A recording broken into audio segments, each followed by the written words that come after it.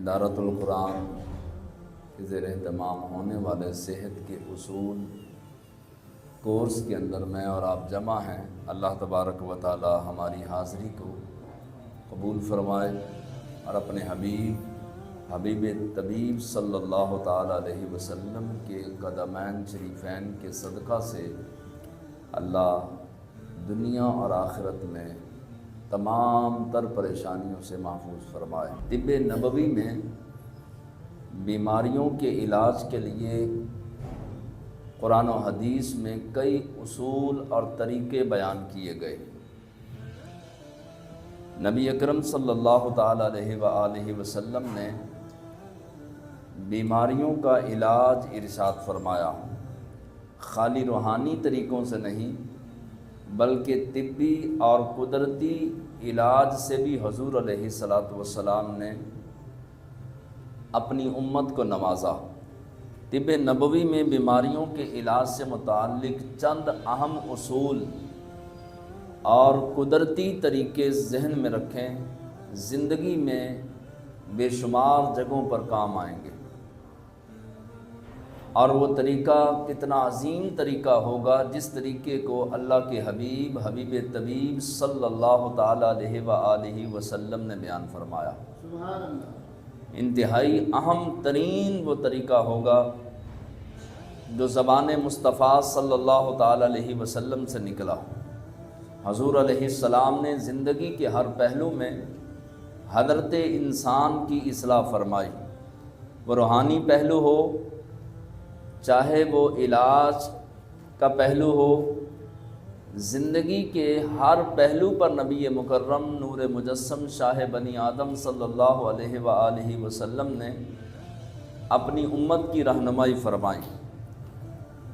قرآن مجید برہان رشید میں بھی کئی مقامات پر انسانوں کی بھلائی کے لیے اللہ تبارک و تعالی نے ارشادات فرمائے، اور فرمایا کہ اور تمہارے رب نے قرآن مجید میں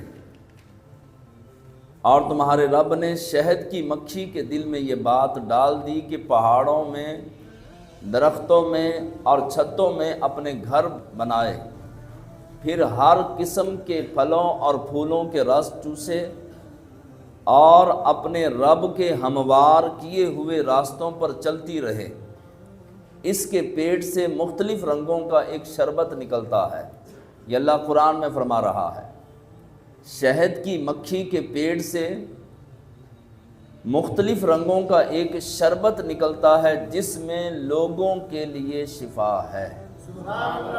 اللہ قرآن میں فرما رہا ہے، سارا طریقہ کار بھی بتا دیا اور یہ بھی ارشاد فرما دیا کہ شہد کے اندر شفا ہے، بتانے والا شہد کی مکھی کو پیدا کرنے والا ہے۔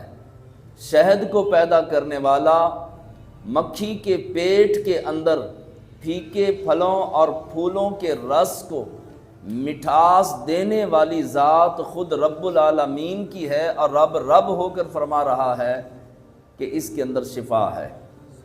نبی پاک صلی اللہ علیہ وسلم کا ارشاد ہے، تمہارے لیے دو چیزوں میں شفا ہے۔ یہ حضور نے فرمایا، دو چیزوں میں، ابن ماجہ کے اندر موجود ہے، فرمایا دو چیزوں میں شفا ہے، نمبر ایک شہد اور نمبر دو قرآن۔ اللہ کے پاک کلام میں بھی شفا ہے۔ اگر قرآن پڑھ کے دم کیا جائے، قرآن پانی پہ پڑھ کے پلایا جائے، براہ راست قرآن سنایا جائے تو قرآن پڑھنے میں بھی شفا، قرآن پڑھانے میں بھی شفا، اور قرآن سننے میں بھی شفا، اور قرآن سنانے میں بھی شفا۔ اب اس کے فائدے کیا ہیں؟ شہد کے قوت مدافعت بڑھاتا ہے، بیماریوں سے لڑنے کی طاقت شہد جو کھاتا ہے، شہد پیتا ہے، شہد لیتا ہے، اس کی قوت مدافعت بڑھتی ہے۔ گلے کی خرابی اور کھانسی میں مفید ہے۔ اس کو مختلف انداز میں لیا جا سکتا ہے، جس طرح دودھ میں ڈال کے لیا جا سکتا ہے، اور اگر گلے کی خراش ہے، بلغم ہے، تو اس کو نیم گرم پانی کے اندر جو ہے وہ لیا جا سکتا ہے۔ اس کے علاوہ براہ راست ڈائریکٹ بھی جو ہے وہ شہد کو لیا جا سکتا ہے۔ آگے نبی کریم علیہ الصلاۃ والسلام نے کلونجی کے بارے ارشاد فرمایا، کلونجی استعمال کیا کرو، یہ حضور علیہ السلام فرما رہے ہیں، اس میں موت کے سوا ہر بیماری کی شفا ہے۔ صحیح بخاری حدیث نمبر 5688 اور مسلم شریف 2215 کے اندر حضور علیہ السلام نے فرمایا کہ کلونجی استعمال کیا کرو۔